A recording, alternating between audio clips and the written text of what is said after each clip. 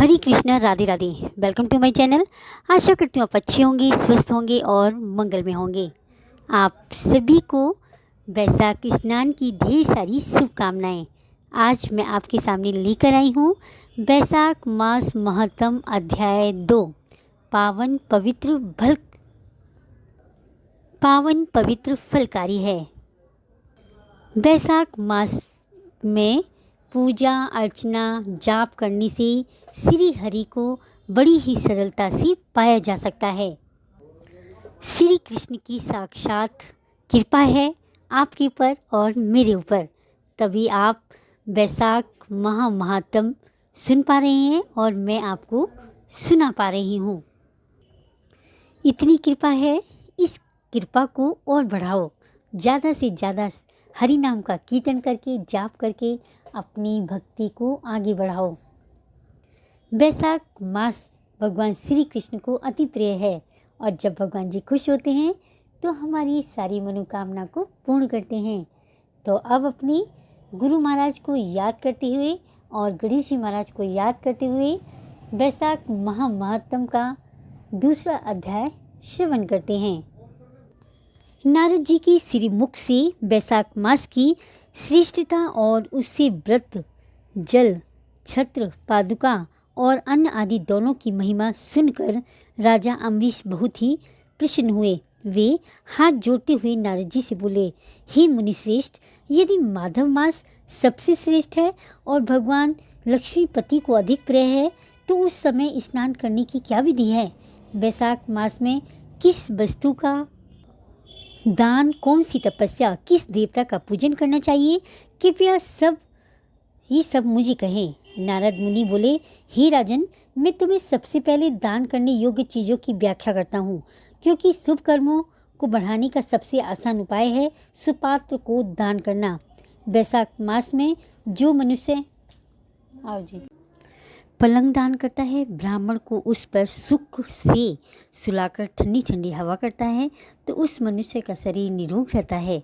नारद जी कहते हैं, वैशाख मास में धूप से तपे और थके मांदे ब्राह्मणों को श्रमनाशक सुखद पलंग देकर मनुष्य कभी जन्म मृत्यु आदि के कलेशों से कष्ट नहीं पाता। उस पलंग पर ब्राह्मण शयन करने से जीवन भर के जाने अनजाने किए हुए पाप नष्ट हो जाते हैं।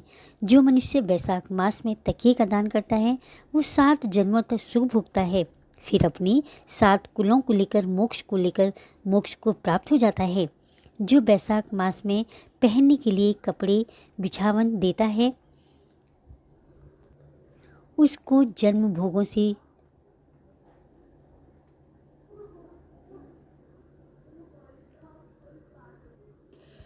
वह सभी जन्मों में सब भोगों से संपन्न हो जाता है और समस्त पापों से रहित हो ब्रह्म निर्माण मोक्ष को प्राप्त होता है। हे राजेंद्र, जो मनुष्य वैशाख मास में सैया दान करे वह उसी जन्म में सभी सुखों को भोगता है। उसके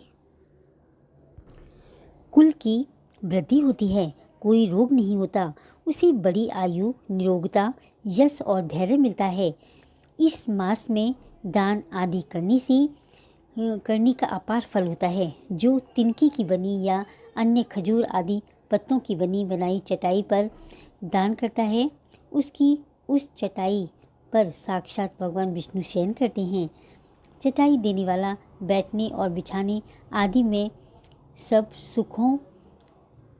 सुखों से संपन्न सुखी रहता है। जो सोने के लिए चटाई और कंबल देता है वह उतनी ही मात्र से मुक्त हो जाता है।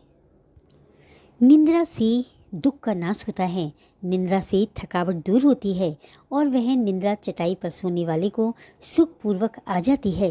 हे राजन, जो वैशाख में कंबल का दान करता है वह अकाल मृत्यु से छूटकर 100 वर्ष तक जीवित रहता है।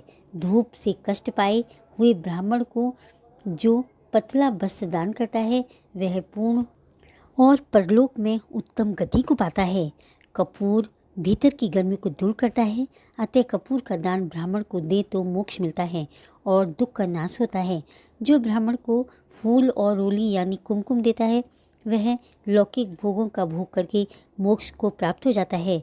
जो खस, कुश और जल से सुगंध युक्त चंदन देता है, वह सब भोगों में देवता की सहायता पाता है तथा उसके पाप, दुख, हानि होकर परमानंद की प्राप्ति होती है। बैसाख के धर्म को जानने वाला जो पुरुष गोरोचन और कस्तूरी का दान करता है, वह तीनों तापों से मुक्त होकर परम शांति पाता है। गोरोचन पीले रंग का एक सुगंधित रसायन जो गाय के पित्त से निकलता है, और कस्तूरी नर हरिण की नाभि के पास की थैली में पाया जाने वाला एक सुगंधित पदार्थ होता है। जो विश्रामशाला बनवाकर प्याऊ सहित ब्राह्मण को दान करता है, वह लोगों का राजा होता है। जो सड़क के किनारे बगीचा, पोखर, कुआं, मंडप बनवाता है, वह धर्मात्मा होता है। उसे पुत्रों की क्या आवश्यकता है? उत्तम शास्त्रों को सुनना, तीर्थ यात्रा, सत्संग, जलदान, अन्नदान, पीपल का वृक्ष लगाना तथा पुत्र, ये 7 प्रकार की संतान देवताओं ने कही हैं। इसलिए संतान की इच्छा करने वालों को ये कर्म अवश्य करने चाहिए।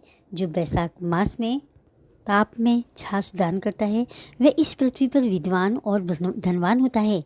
धूप के समय मटके के समान कोई दान नहीं है, इसलिए रास्ते के थके मांदे ब्राह्मण को मट्ठा देना चाहिए। जो बैसाख मास में धूप की शांति के लिए दही और खांड दान करता है तथा विष्णु प्रिय वैशाख मास में जो स्वच्छ चावल देता है, वह पूर्ण आयु और यज्ञों का फल पाता है। जो मनुष्य ब्राह्मण के लिए गौ का घी दान करता है, वह अश्वमेघ यज्ञ का फल पाकर विष्णु लोक में आनंद का अनुभव करता है। जो दिन के तप की शांति के लिए सायंकाल में ब्राह्मण को ईख दान करता है, उसको अक्षय पुण्य फल प्राप्त होता है। जो बैसाख मास में शाम को ब्राह्मण के लिए फल और शरबत देता है, उससे दान करने से पितरों का निश्चय ही अमृत पान का अवसर मिलता है। जो बैसाख के महीने में पके हुए आम के फल के साथ शरबत देता है, उसके सारे पाप निश्चय ही नष्ट हो जाते हैं। जो बैसाख की अमावस्या को पितरों के उद्देश्य से कस्तूरी, कपूर, बेला और खस आदि से बना शरबत भरा हुआ घड़ा दान करता है, 96 अंक करने का पुण्य प्राप्त पाता है। इतना कहकर नारद मुनि कुछ क्षण रुककर पुनः बोले, हे राजन, अब मैं तुम्हें बैसाख स्नान की विधि बताता हूँ। ध्यानपूर्वक सुनो। जैसे रसों में दूध, दूध में दही और दही में घी उत्तम है, ऐसे ही मासों में कार्तिक मास से माघ और माघ से बैसाख मास अधिक है। इसमें किए गए शुभ कर्म बरगद की डालियों की तरह बढ़ते हैं। सूर्य देव के मेष राशि में स्थित होने पर भगवान विष्णु के उद्देश्य से अवश्य प्रातःकाल स्नान करके भगवान विष्णु की पूजा करनी चाहिए। महिरथ नाम का एक राजा था, जो सदा कामनाओं में आसक्त और अजय जितेंद्रिय था। वह केवल बैसाख स्नान के सुयोग से स्वतः वैकुंठ धाम को चला गया। बैसाख मास के देवता भगवान मधुसूदन हैं, अतएव वह सफल मास है। बैसाख मास में भगवान की प्रार्थना मंत्र इस प्रकार है, मधुसूदन देवेश बैसाखी मेष गे रवो प्रातः स्नान करिष्यामि निर्विघ्न कुरु माधव। इसका अर्थ है, हे मधुसूदन, हे देवेश्वर, हे माधव, मैं मेष राशि में सूर्य के स्थित होने पर बैसाख मास में प्रातः स्नान करूँगा। आप इसे निर्विघ्न पूर्ण कीजिएगा। इसके बाद इस मंत्र को बोलते हुए अर्घ्य प्रदान करना चाहिए। बैसाखी मेषगे भानु प्रातः स्नान परायण अर्घ्य तेजहि प्रदास्यामि ग्रहण मधुसूदन। अर्थात सूर्य की मेष राशि पर स्थित रहते हुए बैसाख मास में प्रातः स्नान के नियम में संलग्न होकर मैं आपको अर्घ्य देता हूँ। हे मधुसूदन, इसे ग्रहण कीजिएगा। गंगा आदि नदी, सभी तीर्थ, सब जलाशय मेरे दिए हुए अर्घ को प्रसन्नता से ग्रहण करें और मुझ पर प्रसन्न होकर यथोचित फल दीजिए। इस प्रकार अर्घ समर्पण करके फिर वस्त्रों को पहनकर संध्या, तर्पण आदि का सब कर्मों को पूरा करके बैसाख मास में विकसित होने वाले पुष्पों से भगवान विष्णु की पूजा करें। उसके बाद भगवान विष्णु की बैसाख मास के महत्व की कथा सुनें। ऐसा करने से कोटि जन्मों के पापों से मुक्त होकर मनुष्य मोक्ष को प्राप्त हो जाता है। जो बैसाख मास में तुलसी दल से भगवान विष्णु की पूजा करता है, वह विष्णु की सायुज्य मुक्ति को पाता है। बैसाख में तेल लगाना, दिन में सोना, कांसे के पात्र में भोजन करना, खाट पर सोना, घर में नहाना, निश्चित भोजन खाना, तामसिक भोजन खाना, दोबारा भोजन करना और रात में भोजन खाना, ये 8 बातें त्याग देनी चाहिए। जो मनुष्य बैसाख में उत्तम कथा को सुनता है, न किसी तीर्थ में जाकर स्नान करता है, न दान करता है, दान देता है, वह नर्क में जाता है और चांडाल योनि को प्राप्त हो जाता है। फिर उसे कुत्ते की योनि 100 वर्ष तक प्राप्त करता है। फिर गधे या खच्चर की योनि प्राप्त कर नरकगामी होता है। जो बैसाख में व्रत का पालन करने वाला मनुष्य यदि पत्ते पे भोजन करता है, वह सब पापों से मुक्त होकर विष्णु लोक को प्राप्त होता है। जो विष्णु भक्त पुरुष बैसाख मास में नदी स्नान करता है, वह 3 जन्मों के पाप से निश्चय ही मुक्त हो जाता है।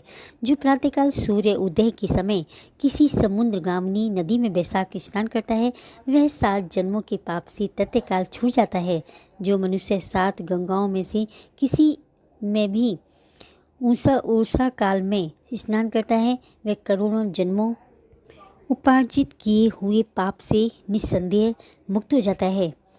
जाह्नवी, गंगा, ब्रह्म, गंगा, गोदावरी, कालिंदी, यमुना, सरस्वती, कावेरी, नर्मदा और बेड़ी, ये 7 गंगाएं कही गई हैं। बैसाख मास आने पर जो प्रातःकाल बावलियों में स्नान करता है, उसके महापतकों का नाश हो जाता है। कंद, मूल, फल, शाक, नमक, गुड़, बेर पत्र, जल, छाछ, इनमें से भी जो भी चीज़ें बैसाख मास में दान की जाती हैं, वो सब अक्षय होती हैं। ब्रह्मा आदि देवता भी बिना दिए हुए कोई वस्तु नहीं पाते। दान न करने से दरिद्रता आती है, अतः सुख की इच्छा रखने वाले पुरुष को बैसाख मास में अवश्य दान करना चाहिए। जो कोई धन संपन्न हो, दरिद्री हो या पराधीन हो, उसे जो वस्तु हो उसी सामर्थ्य अनुसार ब्राह्मण को दान दें।